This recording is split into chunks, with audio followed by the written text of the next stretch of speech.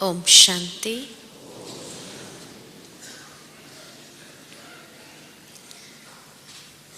बाप दादा हम सभी बच्चों के प्रति यही आश रखते हैं कि मेरे एक एक बच्चा बाप समान हो जाए, संपूर्ण हो जाए। और उसके लिए बाबा सहज सहज पुरुषार्थ हम बच्चों को बताते हैं। कई बार बताया है मुरलियों में कि बच्चे बाप के कदम पर कदम रख करते चलो। पिछले सीजन में बाबा ने ये भी स्पष्ट किया था कि बच्चे संपूर्णता के लिए ब्रह्मा बाबा ने 8 कदम चले। और तब से लेकर के कई बार मन में संकल्प भी आता, कई भाई बहनें भी पूछते रहते कि बाबा के वो 8 कदम कौन से हैं। तो ब्रह्मा बाबा के संपूर्ण बनने के जो 8 कदम है, उसमें सर्वप्रथम कदम है कि जैसे ही बाबा को दिव्य साक्षात्कार प्राप्त होने लगे और आत्मा का रियलाइजेशन हुआ, तब से लेकर के बाबा ने आत्म अभिमानी बनने का अभ्यास किया। तो पहला कदम बाबा का है आत्म अभिमानी बनने का। और उसके लिए ब्रह्मा बाबा ने खुद भी स्वयं के साथ बहुत मेहनत की। कई डायरियां बाबा लिखते थे, जो दादियों से सुना कि मैं आत्मा हूँ, यशोदा आत्मा है, राधिका आत्मा है, निर्मल आत्मा है, नारायण आत्मा है। हर एक को आत्मा देखने का अभ्यास, और उसके लिए बाबा पक्का करने के लिए बार बार जैसे स्वयं लिखते थे और लिखते हुए पक्का करते थे। इतना बाबा ने अपने आप से ये मेहनत की कि कई बार दादियाँ कहते हैं दीवारों पर भी बाबा लिखते थे कि मैं आत्मा हूँ। आत्मिक स्थिति डेवलप करने के लिए, आत्मिक दृष्टि डेवलप करने के लिए, आत्मिक भाव डेवलप करने के लिए बाबा ने ये सबसे पहला पुरुषार्थ या पहला कदम चला। और इतना ही नहीं, जैसे आज बाबा ने मुरली में कहा कि फिर ब्रह्मा बाबा रात को अपना चार्ट देखते थे, अपना आईना देखते थे। और उसके लिए बाबा रात्रि के समय में अपना जैसे राज दरबार लगाते थे और मन मंत्री से पूछते थे कि आज तेरे कर्मचारियों का हालचाल कैसा रहा। कहीं कोई कर्मेंद्रिय ने कोई चंचलता तो नहीं मचाई, कहीं कोई कर्मेंद्रिय ने धोखा तो नहीं दिया। इस प्रकार जैसे बाबा रात्रि को अपना चार्ट चेक करते थे, और चेक करने के साथ साथ दूसरे दिन स्वयं के अंदर एक परिवर्तन और तीव्रता से बाबा ले आते थे। इस तरह बाबा ने आत्मिक स्थिति को डेवलप करने का इतना गहरा पुरुषार्थ स्वयं के साथ किया। और प्रैक्टिकल देही अभिमानी, आत्म अभिमानी स्थिति को डेवलप किया। ये पहला कदम बाबा का रहा। उसके बाद दूसरा कदम, ये पहले कदम से क्या किया बाबा ने? अपने मैंपन को गलाया, देह अभिमान को गलाया और संपूर्ण रीति से देहभान जैसे बाबा का मिट गया था। ये सभी बच्चे भी जानते हैं कि कैसे बाबा का दैहिक भाव, दैहिक दृष्टि, वृत्ति कभी नहीं महसूस की किसी ने। इतना बाबा ने मैंपन को गलाया, क्योंकि हमेशा बाबा मुरली में भी कहते हैं कि कोई भी प्रॉब्लम जब आती है तो उसका आने का द्वार ही है मैंपन, यही कारण है। तो इस कारण को संपूर्ण रीति से समाप्त किया। तो ये था पहला कदम। उसके बाद दूसरा कदम बाबा का था मेरेपन को गलाने का। और उसके लिए बाबा ने जैसे 5 बहनों का ट्रस्ट बना करके अपनी संपूर्ण संपत्ति, चल अचल संपत्ति जैसे पूर्ण रीति से स्वाहा किया यज्ञ के अंदर। 5 बहनों को समर्पित कर दिया, खुद भी समर्पित हो गए। और इस तरह से मेरेपन का भाव बिल्कुल समाप्त हो गया बाबा का। मेरा कुछ भी नहीं है, जो कुछ भी है शिव बाबा का है। और इस बेहद के कार्य को संभालने के लिए माताएं बहनें जो निमित्त है वो ट्रस्टी है। इस तरह से जैसे बाबा ने मेरेपन को समाप्त किया और संपूर्ण समर्पण,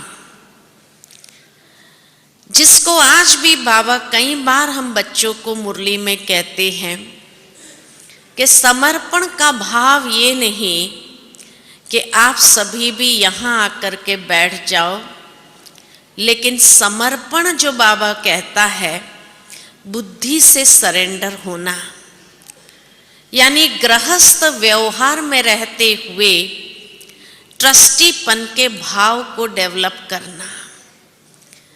बाबा कई बार उसके लिए हम सब बच्चों को युक्ति बताते हैं कि बच्चे जब शिव बाबा को समर्पित हो जाते हैं, माना ही जैसे आज बाबा ने मुरली में कहा जीते जी मर जाना, तो ब्रह्मा बाबा का दूसरा कदम था जीते जी मर जाना, संपूर्ण स्वाहा या संपूर्ण समर्पण का। उससे बाबा ने मेरेपन को संपूर्ण रीति से समाप्त कर दिया। और ये दूसरा कदम जैसे बाबा चले तो हम बच्चों को भी बार बार विभिन्न मुरलियों में बाबा ने यही प्रेरणा दी कि कैसे बुद्धि से समर्पित होना है, गृहस्थी नहीं, ट्रस्टी स्वयं को समझना है। संडे की मुरली के अंदर भी बाबा ने इसी बात को रियलाइज कराया था कि कभी कभी अभी तक भी वो गृहस्थीपन का भाव आ जाता है, लेकिन जब ये मिट जाएगा तो मिटाने के लिए जैसे ब्रह्मा बाबा ने पुरुषार्थ किया कि मेरा कुछ भी नहीं, वहां तक कि बाबा ने अपने लौकिक परिवार वालों से भी कहा कि अब ये सब कुछ शिव बाबा का अर्पण हो गया है, मेरा भी नहीं तो आपका भी नहीं है। इसलिए इस भाव को समाप्त करना। और इस तरह से लौकिक बच्चों को भी या लौकिक परिवार को भी संपूर्ण रीति से समर्पण किया। ये दूसरा कदम था बाबा का। उसके बाद तीसरा कदम बाबा का था कि जब बाबा ने यज्ञ की स्थापना की और वो बोर्डिंग खोला कि जहाँ छोटे बच्चे भी थे, माताएं बहनें भी थी, तो बाबा ने यज्ञ माता पिता बन करके उनकी पालना करना आरंभ किया। और इस तरह से यज्ञ माता पिता बन गए कि माता पिता बन करके जो बच्चे थे यज्ञ के अंदर, उनकी इतनी सुंदर रीति से पालना की कि कई बार आज भी गुलजार दादी सुनाती है अपने अनुभव के अंदर कि बाबा जब हम बोर्डिंग में थे तो हमको चैतन्य ठाकुरों के रूप में देखते थे और चैतन्य ठाकुरों के रूप में समझते थे। जो माताएं इन छोटे बच्चों की सेवा के लिए भी थे, उन्हें भी बाबा यही कहते, मेरे इन चैतन्य ठाकुरों की इस तरह से पालना करनी है कि उनको किसी भी प्रकार की कमी न हो। तो ऐसे बाबा ने जैसे उनको चैतन्य ठाकुर को हो या प्रिंस प्रिंसेस के रूप में पालना की। सुबह उठाने से लेकर के रात्रि सोने तक जागो मोहन प्यारे, इन गीतों से जैसे राजकुमार राजकुमारियों को उठाते और रात को सुलाते तो सो जा राजकुमारी सो जा। इस प्रकार से बाबा ने इतनी सात्विक और श्रेष्ठ पालना की माता पिता के रूप में कि शायद ही आज दुनिया के अंदर कोई माता पिता अपने बच्चे की इस तरह से पालना कर पाते हैं। करना चाहते तो है, लेकिन फिर भी समय का अभाव हो या कई प्रकार के जिम्मेवारी होती है जिस कारण से वो पालना नहीं दे पाते हैं। लेकिन बाबा ने कितनी सुंदर तरीके से पालना की। इस तरह से जैसे एक एक को परवरिश देते हुए, जैसे उनके संस्कारों में कोई भी प्रकार की अशुद्धि न आए, दुनिया की कोई भी हवा इनको स्पर्श न करे, इस तरह बाबा ध्यान रखता था। और जैसे दुनिया की बातों से, दुनिया के लोगों से बिल्कुल अनजान। दादियाँ कभी कभी सुनाती है अपने अनुभव में कि अगर वो बीमार भी होते थे तो भी बाबा बाहर से कोई डॉक्टर बुला करके यही कहते थे कि वो पतित तुम्हारे शरीर को भी हाथ नहीं लगा सकते हैं। इस तरह से बाबा ने उनकी परवरिश की कि कहीं कोई बाहर की हवा इनके दिमाग को दूषित न कर दे, उनके संस्कारों में कोई भी प्रकार का भाव न क्रिएट कर दे। ऐसी बाबा ध्यान रखता था, ऐसी बाबा पालना करते थे। भावार्थ ये कि बाबा हम बच्चों को भी सिखाते हैं कि गृहस्थ व्यवहार में रहते हुए भी जब आप स्वयं को ट्रस्टी समझ लेते हैं तो वो बच्चे आपके नहीं, लेकिन वो बाबा के बच्चे हैं और बाबा के बच्चों की पालना कर रहे हैं। इन आत्माओं की पालना करने की जिम्मेवारी मेरी है। तो कैसे आत्मिक दृष्टि देखते हुए, उनको भी आत्म स्वरूप में देखते हुए, उनको मोहवश या लगाववश पालना न करना, लेकिन ये एक चैतन्य ठाकुर है। इस तरह से जब आप पालना करेंगे तो कभी भी आपका अटैचमेंट, मोह क्रिएट नहीं होगा, लेकिन आप उनको श्रेष्ठ संस्कार दे सकेंगे, श्रेष्ठ संस्कारों का सिंचन कर सकेंगे। तो ये प्रैक्टिकल कदम बाबा ने चल करके दिखाया। उसके बाद चौथा कदम बाबा का था कि जब बाबा पाकिस्तान से भारत आए, माउंट आबू में आए, तो माउंट आबू के अंदर थोड़े ही समय के अंदर बेगरी पार्ट आरंभ हुआ। बाबा इसीलिए कई बार हम बच्चों को कहते हैं, बच्चे मैं तो इंजन हूँ, जितने भी तूफान लगने हैं पहले मुझे लगते हैं। और उसके बाद आपके पास आते हैं। तो बड़े से बड़े पेपर बाबा के सामने आए, लेकिन बाबा ने एहसास भी नहीं किया कि ये पेपर है, और पेपर समझ करके कभी उसको पार नहीं किया, लेकिन उस पेपर को भी परिवर्तन कर दिया। क्योंकि कोई भी पेपर आता है तो वो हमारा फाउंडेशन हिलाने के लिए आता है, और वो फाउंडेशन है निश्चय बुद्धि का फाउंडेशन। तो चौथा कदम बाबा का था कि बेगमपुर का बादशाह, बेगरी पाठ होते हुए भी स्वयं को बादशाह रूप में समझना, बेगमपुर के बादशाह, इस स्वरूप में अपने आप को स्थित करना कि कोई गम भी बाबा के पास नहीं आ सकता था। और ये बेगरी पाठ कोई एक दिन का या एक महीने का या एक साल का नहीं चला, कई सालों तक चला।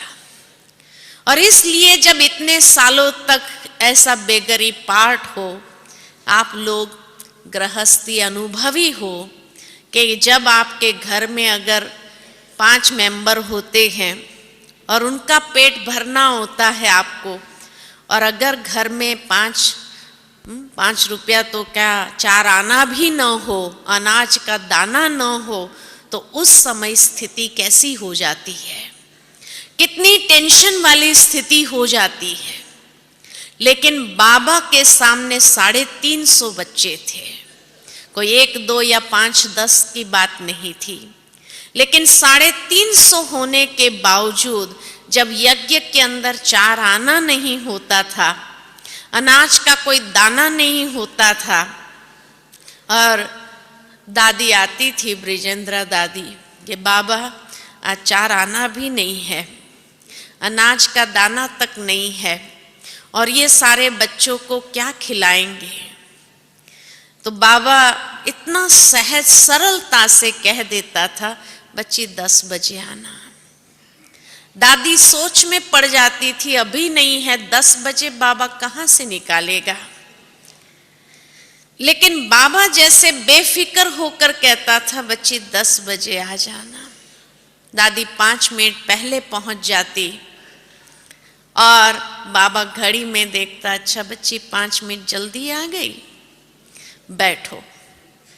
और ठीक 10 बजे पोस्टमैन आता था और उसमें मनी ऑर्डर आ जाता था, कभी 500 रुपया, कभी 1000 रुपया। उन दिनों में तो 500 रुपया भी बहुत होता था। और जैसे ये मनी ऑर्डर आता था, पोस्टमैन गिनती करके 500 रुपया दे देता था, बाबा दादी को देता था और कहता था, जाओ अनाज मंगाओ और बाजरे का ढोडा और छाछ बना करके सबको दे दो। भावार्थ ये कि बाबा के चेहरे पर कभी कोई प्रकार की टेंशन की रेखा नहीं देखी, और इतने सालों तक ये पाठ चला। बाद में जब दादियां पूछती थी बाबा से कि बाबा आपको कभी टेंशन नहीं होता है ना, नेचुरल है, संकल्प तो आता कि बाबा को टेंशन नहीं होता था। उस समय बाबा क्या अभ्यास करते थे जो बाबा के मन के अंदर टेंशन की रेखा नहीं होती थी। और जब बाबा से पूछते थे, बाबा ये 500 रुपया भेजने वाला कौन है, तो बाबा मुस्कुरा देते थे और कहते थे कि रावण की नगरी में एक मंदोदरी है जिसका राम से इतना प्यार है, जो छुप छुप के 500 रुपया भेज देती है। और जब इस घटना को मैं याद करती हूँ, तब मेरे मन के अंदर यही आता है कि जो भी वो मंदोदरी थी 500 रुपया भेजने वाली, जिसने आई वेल के समय में भगवान के यज्ञ की मदद की, उस आत्मा का भाग्य कितना श्रेष्ठ होगा। शायद भगवान भी उसका कर्जदार हो गया होगा, और सारे कल्प के लिए उसने इतना अपना श्रेष्ठ भाग्य जमा कर दिया। थी वो बांधेली, लेकिन बांधेली होते हुए भी बाबा से कभी मिलने नहीं आ सकती थी। मधुबन के अंदर ऐसी रावण की कैद में वो मंदोदरी थी। तो ऐसी आत्मा होते हुए कैसी उनकी तड़प होगी, कितनी उसकी याद पावरफुल होंगी बाबा के साथ की, और कैसा उसका भाग्य होगा। और अंतिम जन्म में ये भाग्य जो बाबा ने उसको दिया, जैसे जन्म जन्मांतर के लिए, कितने जन्मों के लिए भगवान ने भी उनको श्रेष्ठ से श्रेष्ठ भाग्य प्रदान किया होगा। आज तो कई लोगों को संकल्प चलता है, देने के बाद भी संकल्प चलता है, देने वक्त भी संकल्प चलता है, लेकिन वो छुप छुप करके जो भेजने वाली मंदोदरी थी, उसकी स्थिति कितनी श्रेष्ठ होगी। और सचमुच जब वो मुक्त होकर के मधुबन में आई भी, तो बाबा ने अपना कमरा खाली करके उसको देने के लिए तैयार हो गए। आप सोचो, सभी ने मना किया और उसके बाद बड़ी दादी जी, प्रकाशमणि दादी जी ने अपना कमरा खाली करके उसको दिया, उसको वहाँ रखा और बाबा ने इतनी खातिरी की उसकी। लेकिन कई बार जब बाबा ऐसी खातिरी करते थे तो लोग सोचते थे क्या बाबा के सामने भी पक्षपात होता था? पक्षपात की बात नहीं थी, लेकिन कैसे बाबा भी कर्जदार हो करके जैसे उस आत्मा की सेवा के लिए तत्पर हो जाता था। माना इतनी लगन और इतनी भावना हमारे अंदर भी हो, जो भगवान भी कुर्बान जाए, ये अनुभव कर पाएंगे।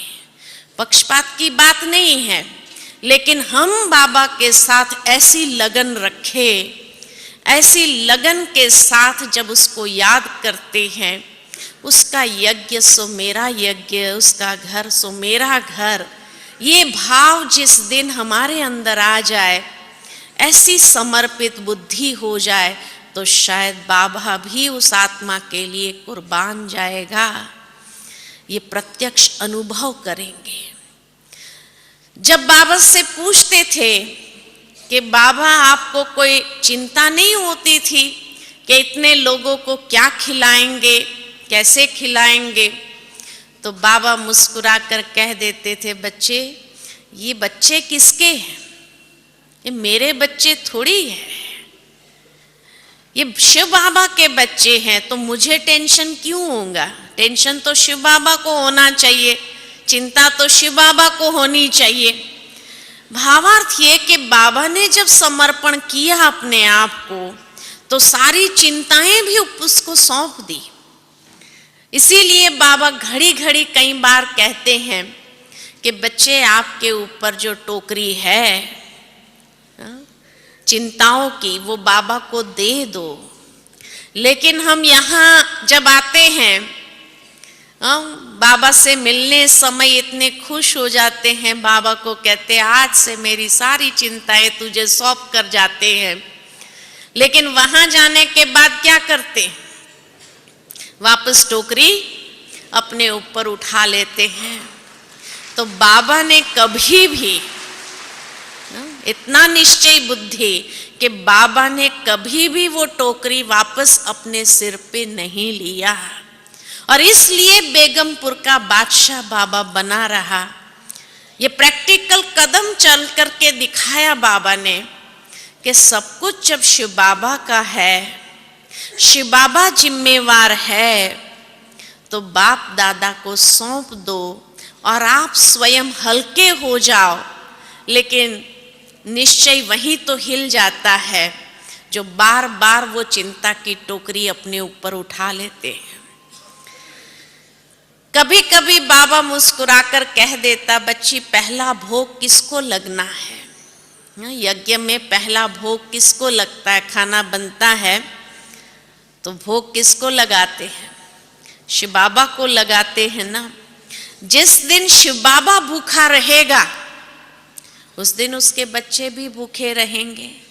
और भक्ति में भी कभी ऐसा नहीं हुआ कि भगवान भूखा रहे, कितना निश्चय है। देखो कि भक्ति में भी ऐसा नहीं रहा कि भगवान कभी भूखा रहा हो। दुनिया के लिए भी यही कहा जाता कि भगवान सुबह भूखा उठाता है, लेकिन रात को कभी भूखा सुलाता नहीं है किसी को। इतनी जब जिम्मेवारी है भक्ति में भगवान की, तो हम तो उसके साक्षात बच्चे हैं। और इसलिए ये हो नहीं सकता है कि शिव बाबा को भोग लगाने के लिए हमारे पास कुछ न हो।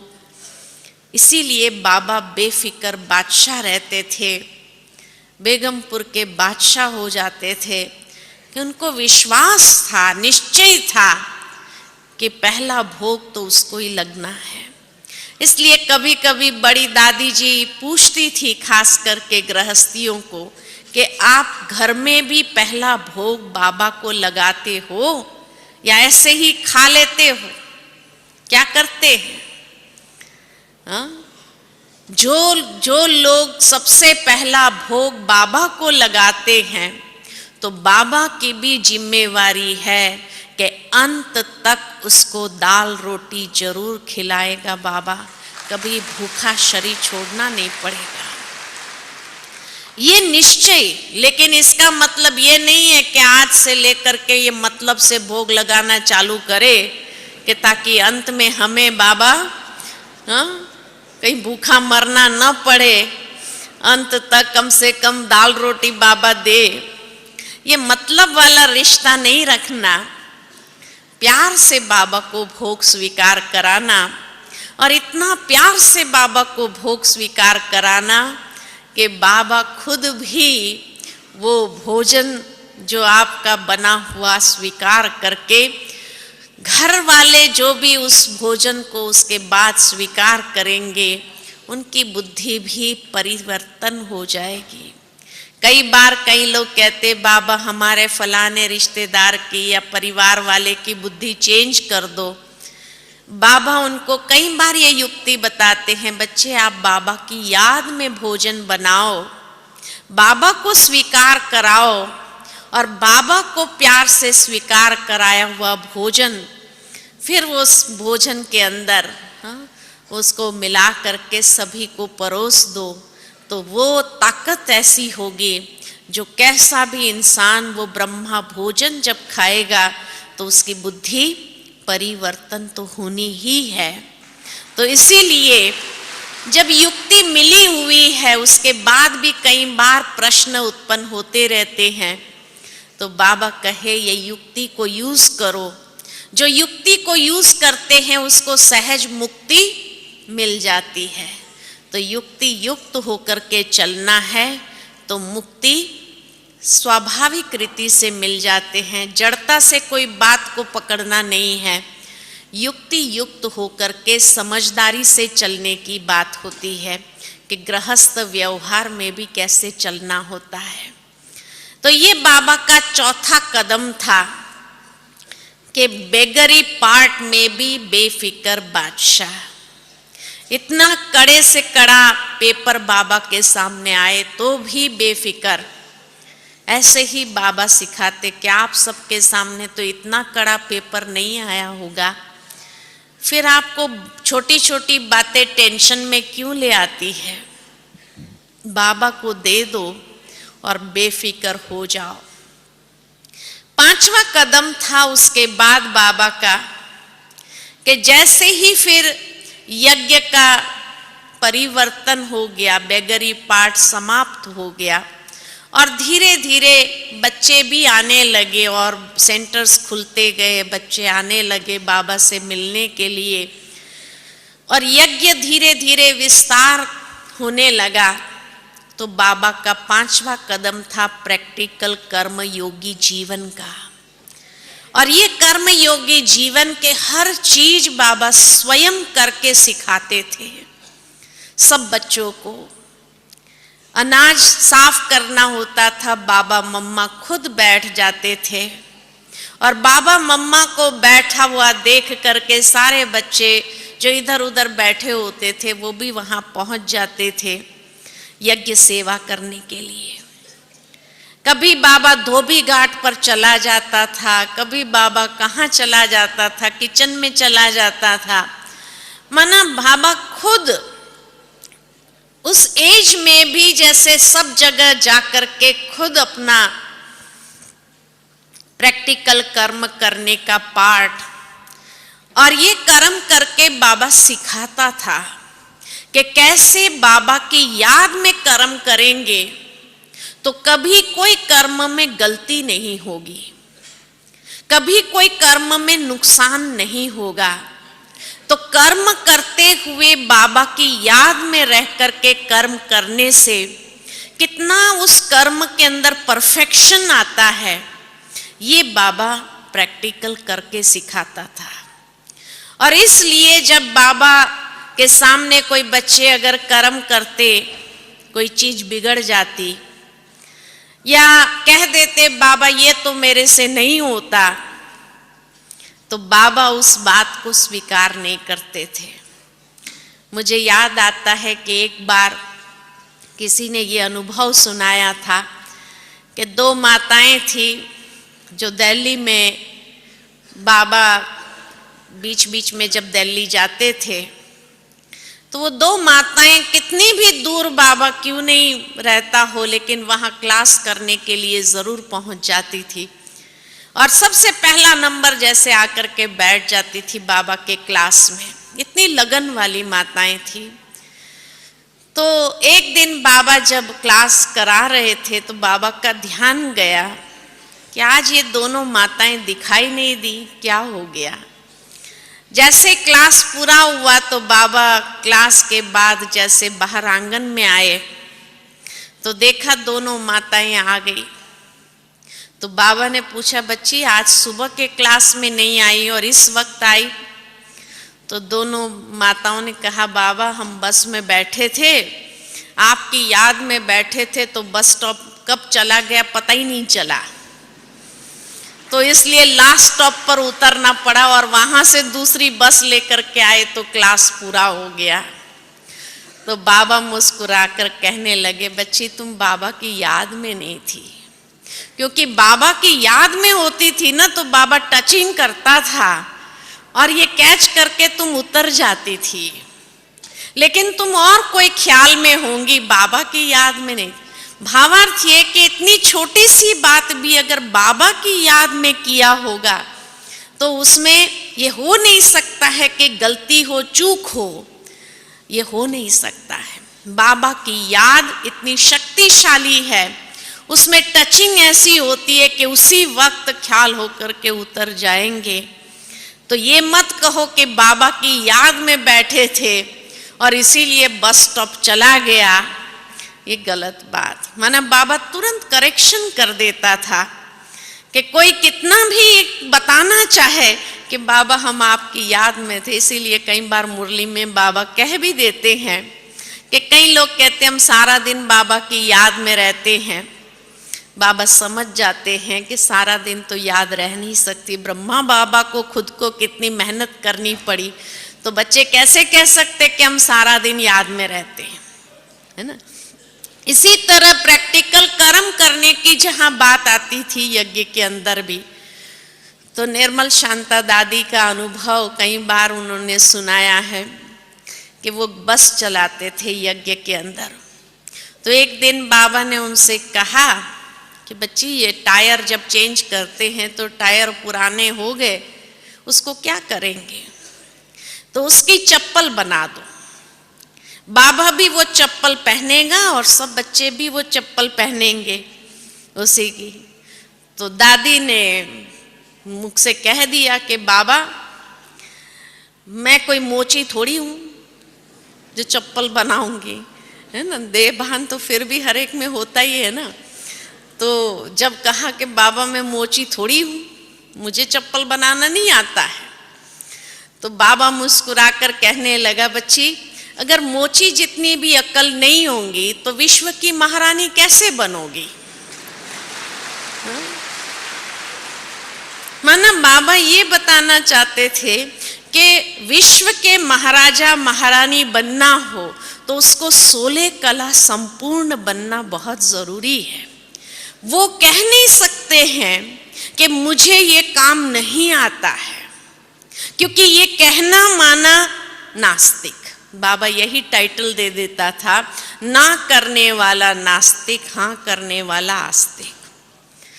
तो इसीलिए जब वो कहे कि बाबा मुझे ये नहीं आता है, तो कहाँ की भेंट बाबा कहाँ कर देते थे। और बाबा कहने लगे, बच्ची अगर मोची जितनी भी अक्ल नहीं है चप्पल कैसे बनानी, तो विश्व का राज्य भाग्य कैसे चलाओगे, फिर तो तुम विश्व की महारानी नहीं बन सकती। बाबा को गुस्सा नहीं आता था कोई अगर ना करता था तो। आज हमें कोई काम के लिए मना कर दे तो शायद कितना गुस्सा आता है, लेकिन बाबा ने इस तरह अपने गुस्से को भी वश किया हुआ था या जीत प्राप्त की हुई थी कि कोई भी बच्चा कुछ भी अगर बाबा के सामने कह भी देता था तो भी बाबा उस बात को कैसे ज्ञान युक्त होकर के परिवर्तन कर देता था। और तब कहा कि विश्व की महारानी मैं क्यों नहीं बनूंगी, जरूर बनूंगी। तो बाबा कहे, फिर अगर मान लो कि तेरी प्रजा में से कोई कहे कि मुझे ये बनाना है, क्या विश्व की महारानी महाराजा चप्पल नहीं पहनते थे, मोजड़ी नहीं पहनते थे? अगर वो कहे मुझे नहीं आता है, तो विश्व का महाराजा महारानी माना 16 कला संपूर्ण, उसको वो आना ही चाहिए, वो सिखा सके, उसको बता सके। तो फिर जब कहा कि अच्छा मैं बनाऊंगी, और इतनी सुंदर चप्पल बनाई उस टायर में से कि ब्रह्मा बाबा ने खुद भी वो चप्पल पहनी, इतनी निर्माणता थी बाबा की। भावार्थ ये कि प्रैक्टिकल कर्मयोगी जीवन 5वां कदम, और ये प्रैक्टिकल कर्मयोगी जीवन होते हुए भी इतनी निर्माणता बाबा की कि कहीं पर भी अहंकार का अंश नहीं कि मैं ये टायर की चप्पल कैसे पहन सकता हूँ, ये अभिमान नहीं बाबा को। कहाँ एक समय हीरे जवाहरत के व्यापारी कभी पैरों को जमीन पर नहीं रखा, है ना, और कहाँ वो टायर की चप्पल पहनते हुए चलते। भावार्थ ये कि कितनी निर्माणता बाबा के अंदर थी, कितने निर्माण चित होकर के चलते थे। और जब बाबा ने पहनी वो चप्पल तो यज्ञ के सभी वत्सों ने वही चप्पल पहनी। तो बाबा हर कर्म प्रैक्टिकल करके सिखाते थे। ये 5वां कदम। उसके बाद बाबा का 6ठा कदम था कि बाबा ने तपस्या आरंभ कर दी, बहुत गहन तपस्या। कि बाबा के सामने जब एक बच्ची आई थी और बाबा उस समय तो ध्यान में भेज देता था, तो इसी तरह से बाबा ने उस बच्ची से कहा कि बच्ची बाबा से जाकर के ये पूछ के आओ। और उस तरह से जब वो ऊपर वतन में गई और वहाँ जो अव्यक्त संपूर्ण स्वरूप ब्रह्मा बाबा का देखा, तब तक तो मालूम ही नहीं होता था, वो ऑलमाइटी बाबा से ही मिलते थे। लेकिन जब वो संदेशी ने आकर के बाबा को कहा कि बाबा ऊपर जो ब्रह्मा बाबा थे ना, उसमें तो बहुत प्रकाश था, बहुत लाइट थी, और वो लाइट आप में क्यों नहीं दिखाई देती है? तब तक ये पता नहीं था कि हम सभी का भी संपूर्ण स्वरूप वतन में है। ये पुरुषार्थी स्वरूप है और ऊपर संपूर्ण स्वरूप है, और इसी पुरुषार्थी स्वरूप को उसी स्वरूप में जाकर के मिल जाना है। तो जब ये रहस्य खोला उस संदेशी ने, तो बाबा ने जानना चाहा, अच्छा बच्ची ऊपर जो ब्रह्मा बाबा को देखा वो कैसे लगते थे, कैसे दिखते थे? तो उसका सारा वर्णन सुनने के बाद बाबा की समझ में जरूर आया होगा कि वो शायद मेरा ही संपूर्ण स्वरूप है। और इसलिए बाबा सुबह 4 बजे उठ करके जो योग आरंभ किया। तब तक कहा जाता है कि यज्ञ के अंदर अमृत वेला नहीं होता था, लेकिन उस पाठ के बाद अमृत वेले का महत्व आरंभ हुआ। और उसके बाद बाबा सुबह 4 बजे उठ करके जैसे सकाश लेते थे शिव बाबा से, और जैसे अपने संपूर्ण स्वरूप में जाकर के मुझे मिलना है, इस तरह से जैसे पुरुषार्थ को आरंभ कर दिया। इतना गहन बाबा ने पुरुषार्थ किया। 6-8 महीने के बाद दोबारा जब उस संदेशी को बाबा ने बुलाया और बाबा ने जा पूछा उस संदेशी को, बच्ची अभी फिर से ऊपर जाओ, देखो उस बाबा में और इस बाबा में कितना अंतर है। जब वो पुनः ऊपर गई तो कहा कि बाबा अभी भी थोड़ा अंतर है। और उसके बाद बाबा ने 2:30 बजे उठ करके पुरुषार्थ आरंभ किया। इतना गहन तपस्या की, सारे संसार को भी सकाश देना, बाबा की सकाश स्वयं में प्राप्त करना और जैसे उस संपूर्ण स्वरूप में अपने आप को समाना, व्यक्त से अव्यक्त होने का पुरुषार्थ तब बाबा ने किया। और जब तीसरी बार उस बच्चे संदेशी से बाबा ने पूछा कि बच्ची अभी जाकर के देखो अब कितना अंतर है, तब उसने आकर के बाबा को सुनाया कि बाबा अभी बिल्कुल अंतर नहीं है, वही चमक आप में भी दिखाई देती है, वही लाइट आप में भी दिखाई देती है। और तब दादियाँ जब बाबा का अनुभव सुनाती अंतिम दिनों का, तो यही कहते कि जैसे एक प्रकाश पुंज बाबा हो गए थे। बाबा का हाथ पकड़ते थे तो ऐसे लगता था जैसे रुई का हाथ पकड़ा हो, इतना हल्का हो गया था। बाबा अगर चले जाते थे, गुजर जाते थे तो ऐसा लगता था जैसे कोई एक बादल गुजर गया, इतना हल्कापन। और बाबा के सामने अगर कोई जाता था अपना सेवा समाचार सुनाने के लिए, बाबा सुनते हुए भी जैसे इतने उपराम थे कि बाबा एसेंस को कैच कर लेते थे, सार को कैच कर लेते थे। तो भावार्थ ये कि बाबा एक्स्ट्रा बातों को नहीं सुनता था, जो मुख्य बातें होती थी उसको ही सुनते हुए समझ जाता था कि क्या सुनाना चाहते थे।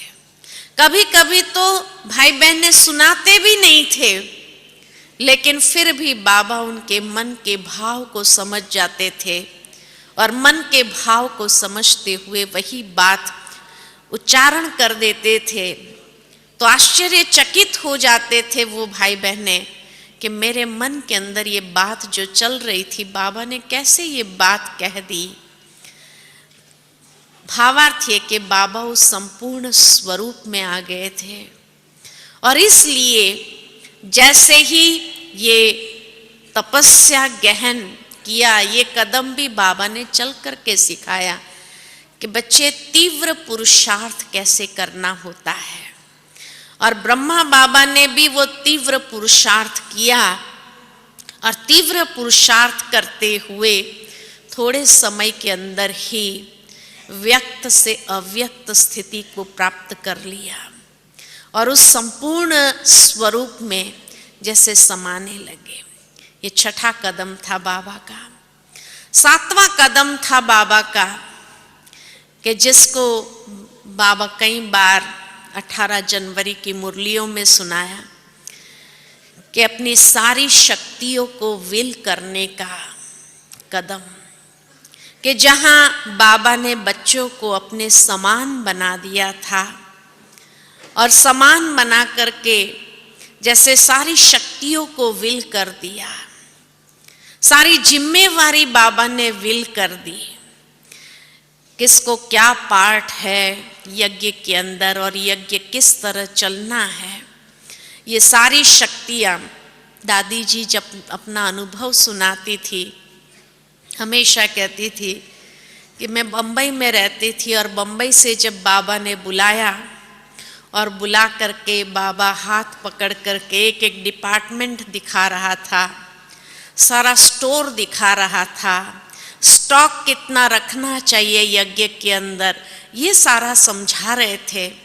तो दादी जी को लगता था बाबा ये बातें आज मुझे क्यों समझा रहे हैं, लेकिन जैसे सारी जिम्मेवारियों को ट्रांसफर करना, जैसे रिस्पॉन्सिबिलिटी को ट्रांसफर करते हुए सारी शक्तियां विल कर देना और इसीलिए जब दादी जी ने अंतिम समय बाबा के हाथ में अपना हाथ दिया और हाथ में हाथ देते ही जैसे बाबा सारी शक्तियां विल कर गए और शक्तियों को विल करते हुए बाबा सहज अपने तन से न्यारे होकर के उस संपूर्ण स्वरूप को प्राप्त कर लिया। तो ये बाबा का 7वां कदम था, जिम्मेवारियों को, शक्तियों को विल करना। और 8वां कदम बाबा का था, नष्ट मोहा स्मृतिर्लब्धा, कि जहाँ एक परिवार में भी हम जब साथ में रहते हैं तो परिवार में भी लगाव हो जाता है, परंतु बाबा जब 40 साल बच्चों के साथ रहे, साकार का पाठ भी कितने सालों का चला है ना, तो इतना सालों का जब साकार पाठ चला 1936 से लेकर 69 तक का 33 साल का पाठ चला, इकट्ठे रहे जहाँ बच्चों के साथ, लेकिन उसके बावजूद भी अंतिम स्थिति बाबा की थी, नष्ट मोहा स्मृतिर्लब्धा, उपरामता की स्थिति, न्यारेपन की अवस्था। और इसीलिए शिव बाबा का प्यारा और मुरब्बी बच्चा कहलाया गया कि इतने साल साथ में रहने के बाद भी किसी बच्चे में बाबा का लगाव नहीं था, इतना न्यारा और प्यारा रहा बाबा। और इस तरह से नष्ट मोहा स्मृतिर्लब्धा, यानी प्रैक्टिकल बाबा ने हमें भी सिखाया। जब बाबा भी अंग संग 33 साल रहे, लेकिन फिर भी बाबा अगर नष्ट मोहा हो सकता है, बाबा को जब बाद में पूछा गया, संदेशी बाबा को जब 13 दिन तक भोग लगाती रही और हर बार कोई ना कोई नया संदेश लेकर के आते थे और पूछते थे बाबा से कई सवाल कि बाबा आपको अंतिम समय किसी की याद नहीं आई? तो बाबा ने कहा किसकी याद आएंगी? बाबा ने इतनी गहन तपस्या किया हुआ था कि सहज न्यारा हो जाना स्वाभाविक हो गया था बाबा के लिए।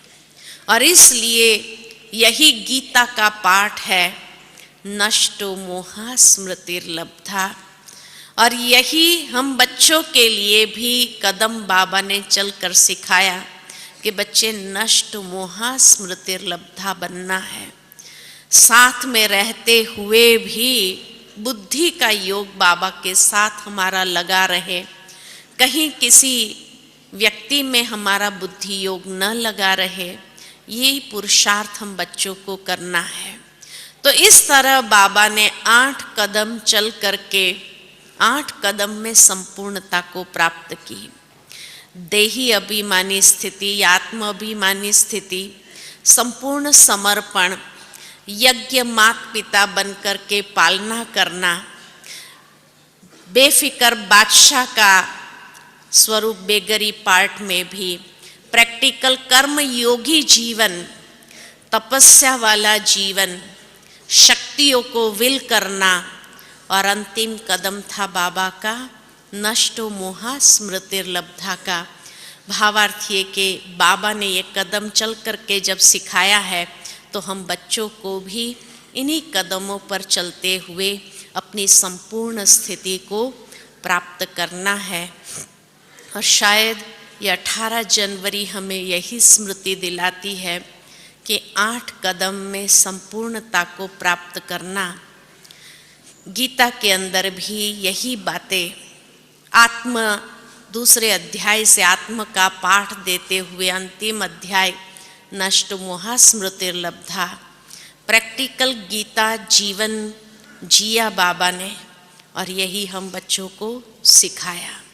और हम बच्चों को आज 18 जनवरी के निमित्त यही प्रेरणाएं बाबा के जीवन से लेनी है। ओम शांति।